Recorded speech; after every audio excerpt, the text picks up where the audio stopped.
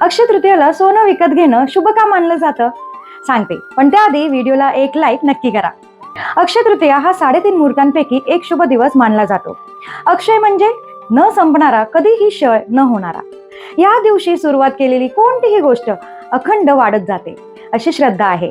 पुराण कथांनुसार याच दिवशी भगवान कुबेराला संपत्ती आणि पांडवांना अक्षय पात्र मिळालं होतं. त्यामुळे या दिवशी सोनं विकत घेणं फक्त गुंतवणूक नाही, तर समृद्धी आणि शुभतेचे प्रतीक मानले जाते.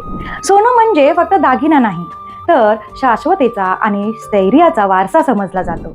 विशेष म्हणजे या दिवशी सोनं घेतल्याने घरात लक्ष्मी येते अशी धारणा आहे. आधुनिक काळातही अनेक कुटुंब याच दिवशी सोने खरेदी करतात, नवीन व्यवसायाची सुरुवात करतात आणि महत्त्वाची गुंतवणूक देखील करतात, कारण ती कधीही कमी न होणारी ठरते. त्यामुळे अक्षय तृतीयाला म्हणजे फक्त धार्मिक सण नाही, तर आर्थिक शहाणपणाचा दिवसही समजला जातो.